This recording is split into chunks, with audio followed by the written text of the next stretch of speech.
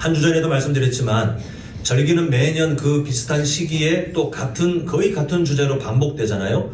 우리 모두에게 익숙한 부활절 하면 이미 머릿속에 성도님들께서 이런 본문 저런 본문, 아마 익숙하신 분들은 그때 이런 설교 이미 익숙하실 거예요. 근데 그게 정상이다 말씀드렸습니다. 왜냐하면 우리는 망각에 잊어버리는 연약함이 있기 때문에 하나님께서 계속 반복해서 기억하라 하시는 의미로 절기를 주셨는데, 자, 오늘 부활절도 마찬가지예요.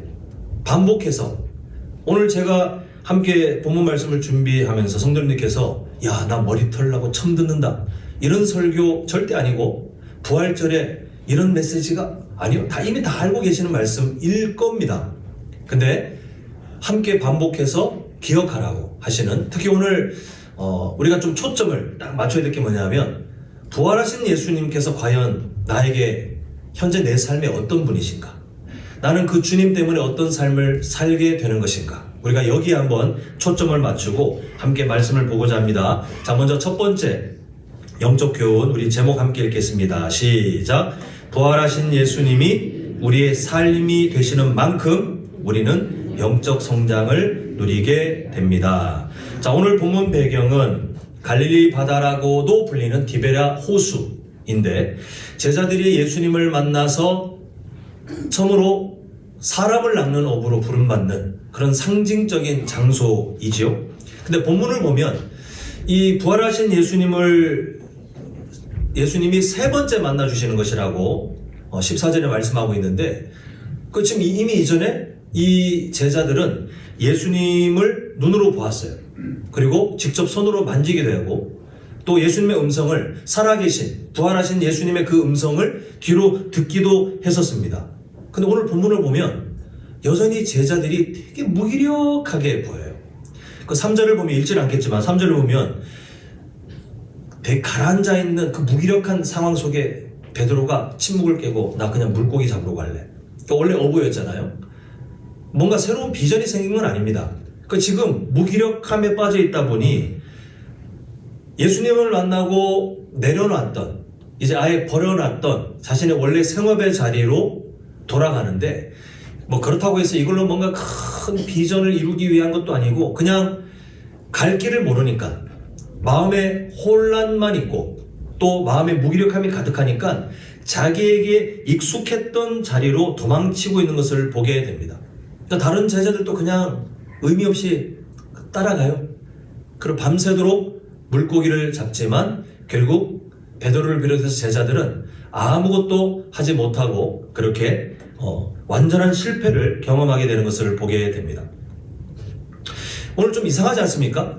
이 제자들이 예수님의 부활을 이미 확인했고, 또 오늘 본문 이전에 부활하신 예수님을 2번이나 만났는데 왜 인생의 무기력함에 빠져 있는가라고 하는 그 의문을 가질 수밖에 없습니다. 그런데 사실 오늘 본문에서 보게 되는 예수님의 제자들의 그 연약한 모습은 우리의 모습이기도 해요. 그리고 인간이란 존재가 얼마나 연약한지를 드러내는 증거가 되기도 합니다. 이전에 제자들의 모습을 보시면요, 예수님께서 끊임없이 공생의 사역 동안에 계속해서 예수님과의 만남을 통해서 함께 교제하고, 그리고 예수님의 십자가의 사역이 가까워 올수록 이제 예수님의 십자가의 사랑이 어떻게 나타날 것인지, 그리고 부활하실 것까지 다 말씀하셨으나, 우리가 고난주간 특별 새벽 예배를 통해서 마주한 본문이 아니라 할지라도 이미 다 상식적으로 알고 계시잖아요. 각자의 방법으로 예수님을 배신하고 도망치고 또 의심했던 것을 우리가 다 알고 계십니다. 이제 그 실패했던 자리가 다시 하나님의 그 은혜 가운데 회복이 되긴 해야 되는데, 그 사람의 변화는요, 우리도 마찬가지인데요, 번갯불에 콩 구워 먹는 것처럼 그냥 순식간에 쉽게 되는 것이 아니라 시간이 필요해요. 왜냐하면 하나님의 능력이 부족하기 때문에 그 시간만큼 뭔가 하나님께서 막 뭔가 이루시는 그게 아니라, 인간이 그만큼 더디고 그만큼 변화되기 고집도 세고 갖고 있는 생각을 바꾸기에 정말 많은 시간이 필요하기 때문에, 그 연약함을 아시는 하나님께서는 마치 아기가 성장하기 위해서는 그만큼의 시간이, 노력이 필요한 것처럼 한 사람의 연약함을 고치실 때 하나님께서 그 연약함에 맞춰서 그만큼의 시간을 드리시고 또 기다려 주시는 것을 보게 됩니다. 결국 부활하신 예수님을 이미 만났어요.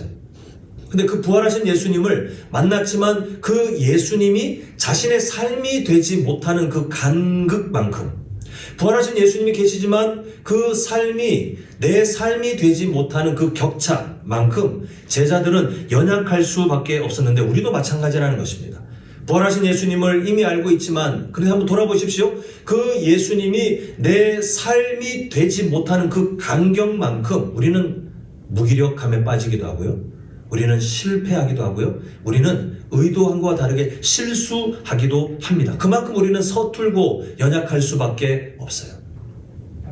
근데 저는 성도님들께서 여기서 멈추는 것이 아니라 우리의 그 연약함이 분명하긴 하지만 우리가 때때로 무기력해지고 때때로 갈 바를 알지 못하는 그런 부족함이 분명하긴 하지만 낙심하지 마셨으면 좋겠습니다. 왜냐하면 이 연약함이 우리 인생의 결론이 되지 않도록 하나님께서 지금도 우리를 위해 사랑으로 열심을 베풀고 계시기 때문에 그렇습니다. 자, 다음 두 번째 제목 함께 읽겠습니다. 시작. 연약한 우리를 먼저 사랑해 주시는 예수님을 만나야 우리 살 길이 열립니다. 자, 예수님께서 실패한 제자들에게 먼저 찾아오셨습니다. 근데 제자들이 당장은 알아채지 못해요. 그때 예수님께서 제자들을 부르시고요. 5절을 보니까 이렇게 말씀하시죠. 예수께서 이르시되 얘들아 너희에게 고기가 있느냐? 대답하되 없나이다. 이렇게 대답하는데요. 여기 얘들아 부르는 이 헬라어 원어는요. 그냥 부르는 의미가 아니라 마치 아버지가 사랑하는 자녀를 부르는 것 같은 친밀한 단어예요. 그 예수님은 제자들에게 너희들 물고기 못 잡았지? 문제를 지적하려고 하시는 게 아니라 그 혼란스러운 마음, 무기력한 마음, 그렇게 수고했지만 실패했던 그 마음, 그 모든 것들을 다 헤아리시고 마치 사랑이 넉넉한 그 아버지가 자녀의 연약함을 품기 위해서 부르시는 것처럼 얘들아 라고 정말 인자한 목소리로 부르고 계시는 것을 보게 됩니다. 책망의 언어가 아니라 위로의 언어로 만나주시는 것을 보게 되는데요. 이후에 우리가 워낙 잘 아는 그 사건이 일어나죠. 예수님께서 그물을 배 오른편에 던져봐라 했더니 정말 그대로 순종한 결과 그물을 들기 힘들 정도로 많은 물고기가 잡혔다는 그 기적이 일어납니다. 이제 그제서야 예수님의 제자들이 예수님이 누구신지를 알아보게 되죠. 이제 이후에 제자들이 배들을 육지에 댄 다음에 딱 땅에 올라가 보니까 예수님의 아주 세심한 사랑이 기다리고 있는 것을 보게 되는데요. 자, 우리 9절 함께 읽어보겠습니다. 시작.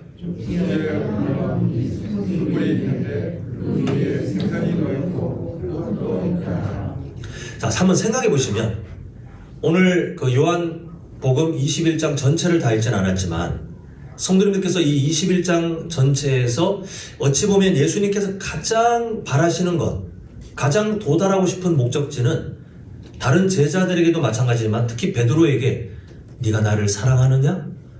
이 세 번의 대화, 질문을 통해서 베드로를 다시 회복시키시는 그 마음이 예수님의 정말 도달하고 싶은 목적지였을 거예요. 그 더 중요해 보이지 않습니까? 그게? 그러면 그 더 중요한 일을 이루기 위해서 그걸 먼저 하고 그 다음에 다 해결된 다음에 자 이제 먹어라 이렇게 하셔도 될 법한데 예수님께서는 정말 중요한 목적지가 그것임에도 불구하고 지금 뭐에 더 치중하시냐면 사명의 회복보다 이 제자들의 배고픔, 제자들의 피곤함을 먼저 달래시는 것을 보게 됩니다. 자, 우리가 예수님이 어떠한 분이신지를 알아야 되는데 예수님께서는 우리가 뭔가를 잘 해놔야 아니면 뭔가 업적을 이뤄야 그때 예수님이 싹 오셔가지고 잘했다 충성된 나의 종아 이런 분이 아니시고요. 임마누엘 하나님이라는 약속처럼 늘 함께 우리가 시편 23편을 알고 계시잖아요. 목자는 양들이 풀을 잘 먹고 양들이 딱 오와 열을 갖춰서 탁 목자가 오기 전까지 군기가 딱 써가지고 그렇게 있어야 목자가 에헴 하고 오는 그런 분이 아니잖아요. 목자는 양이 연약하든 실수하든 항상 함께 연약하기 때문에 오히려 더 함께 예수님이 동일하시다는 겁니다. 예수님은 연약할 때 오히려 더 우리가 그 음성을 듣길 바라시고 연약할 때 오히려 우리를 만지시는 그 손길을 경험하도록 지금도 기다리시며 우리에게 그 사랑을 베풀고 계십니다. 혹시 누군가가 예수님 곁에 서가지고 뭐 그런 일은 뭐 당연히 없었으나 예수님 제자들 그렇게 편하게 대해주면 버릇 나빠져요. 지금 예수님께서 부활하셨는데도 불구하고 정신 못 차리고 지금 물고기 잡고 있는데 따끔하게 한 말씀 해야 되는 거 아닙니까? 라고 조언한다 할지라도 예수님께서 오늘 본문에서 하시는 행동은 바뀌지 않습니다. 왜냐하면 예수님께서 제자들의 지금 현재 시점에 뭐가 지금 가장 필요한지를 너무 잘 알고 계시기 때문에 그래요. 물론 예수님께서 제자들을 인도하여 도달하시고 싶은 목적지, 사명자로 회복시키시는 베드로와의 대화를 통해 드러나는 그 마음처럼 사명자로 다시 회복시키시고 파송하시는 그 목적지가 예수님께서 갖고 계시는 더 중요한 길인 것은 맞지만 예수님의 마음에 지금 제자들의 현재 상태에서는 당장 야, 너 나를 사랑하냐? 이렇게 묻고 사명을 회복시키시는 그것보다 먼저 그 연약함을 만지는 것이 제자들에게 더 시급하다는 것을 알고 계시기 때문에 예수님은 절대 오늘 본문에 있었던 방법을 바꾸실 마음이 없으셨을 거예요.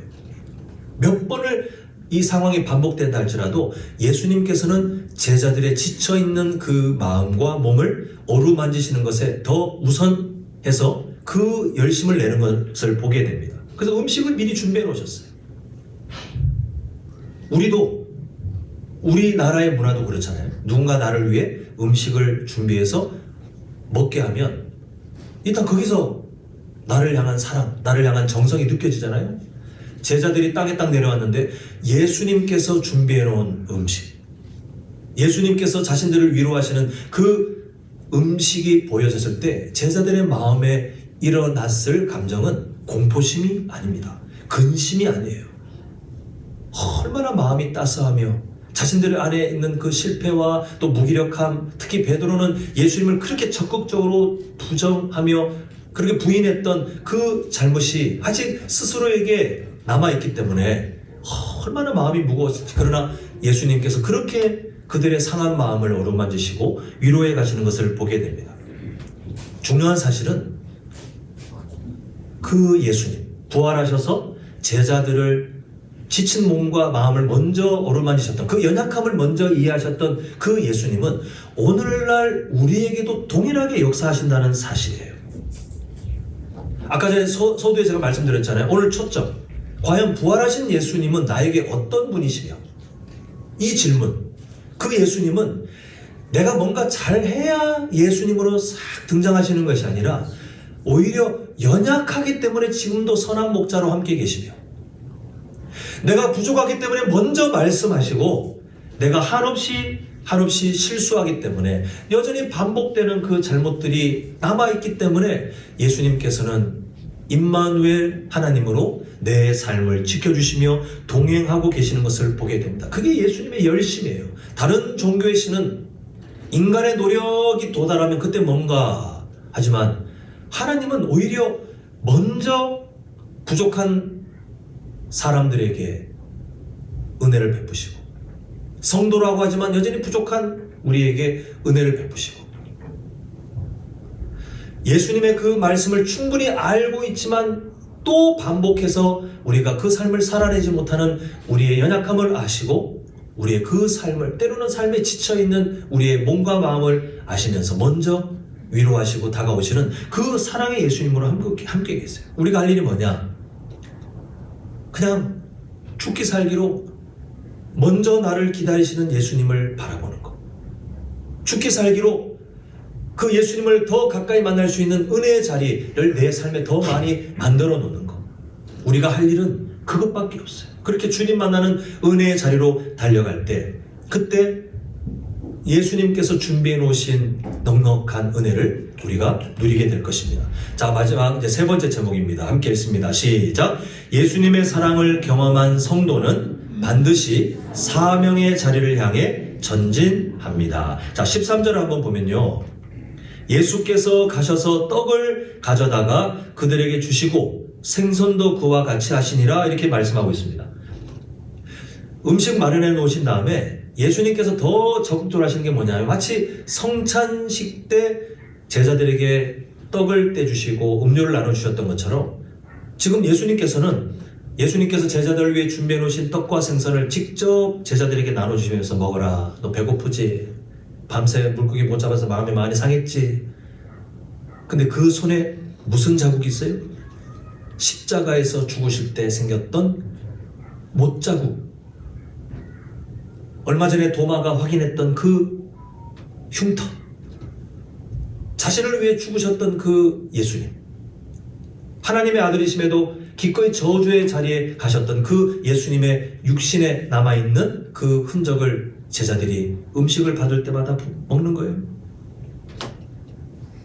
지금 예수님께서 제자들의 그 배고픔을 해결해 주시면서 주시는 그 메시지가 뭐냐 하면 앞으로 제자들은요 사명자로 살아갈 텐데 예수님을 통해 살아가요.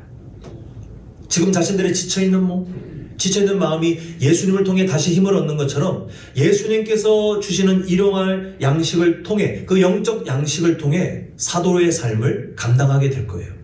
예수님은 앞으로도 그 제자들이 예수님 오늘 세 번째 만나는 그 삶을 통해 완벽하게 성장해서 항상 모두에게 모범이 될 만한 삶을 산 건 아니잖아요. 뒤에 보면 여전히 깨닫지 못하고 정신 못 차리는 모습들이 있지만 또 성경에 다 기록되어 있지 않아도 아마 사도들 각자의 삶에 분명히 들쑥날쑥 연약한 삶들이 다 나타나겠지만 그 사도들의 삶이 언제 회복되어 다시 예수님께로 돌아와 예수님께서 주시는 일용할 영적 양식을 누리며 다시 또 힘을 얻는 거예요. 오늘 본문이 계속 반복되는 거예요.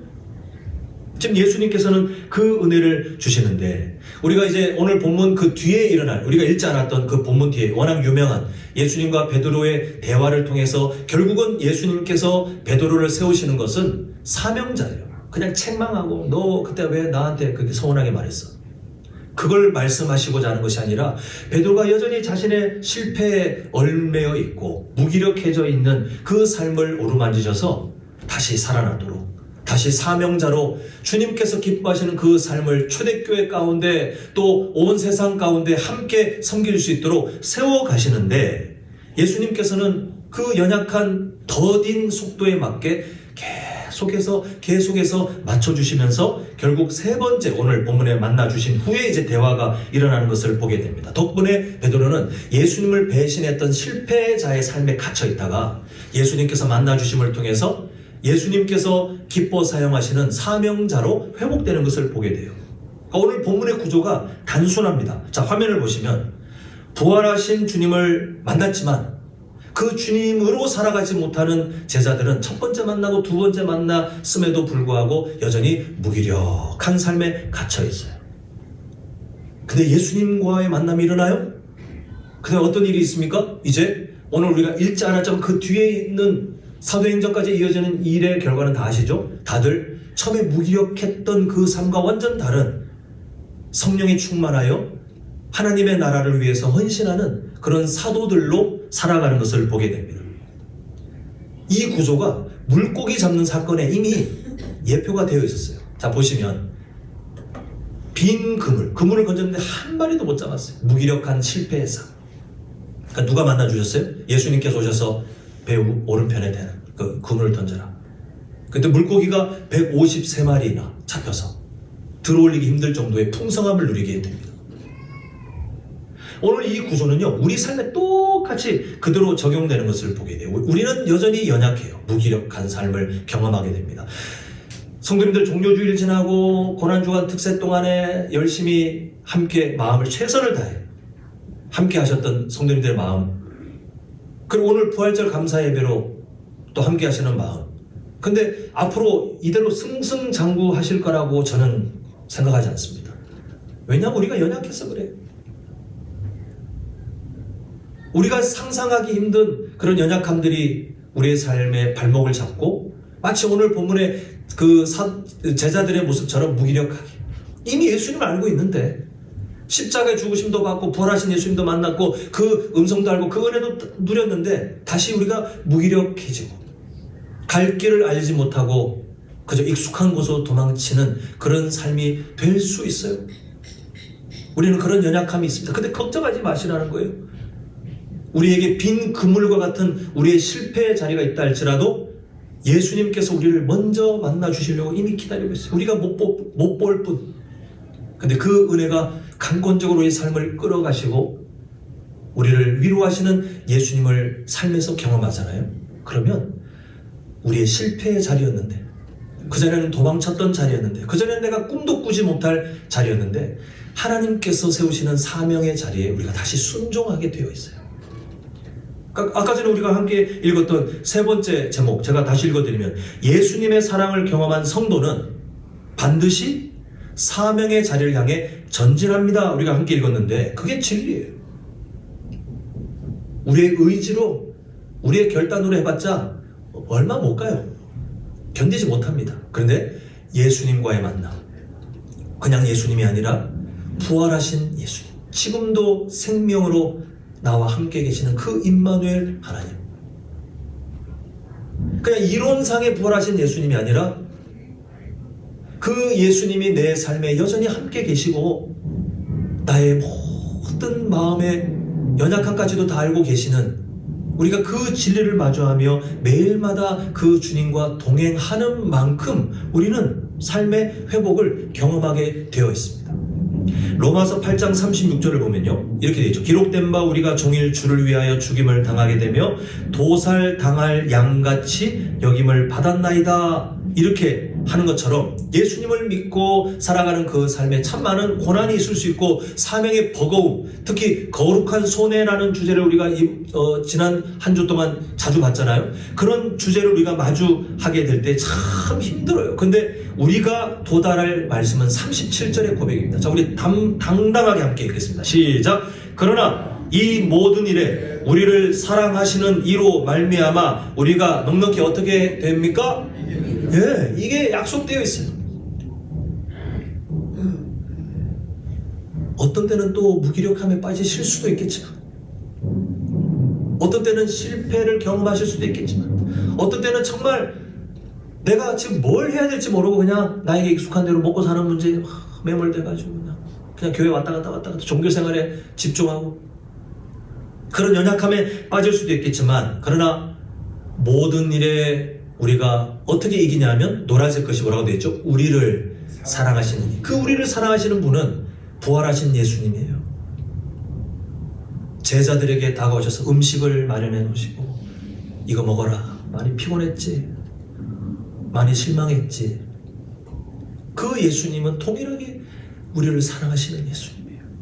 그 예수님이 계시는 한 우리가 넉넉히 이기느니라의 삶을 우리는 고백하고, 또 실수하면 또 예수님 만나서 또 다시 우리가 넉넉히 이기느니라의 삶을 또 배우고, 우리 그렇게 조금씩 더딘 것 같지만 예수님을 통해 다시 사명자로 세워지는 그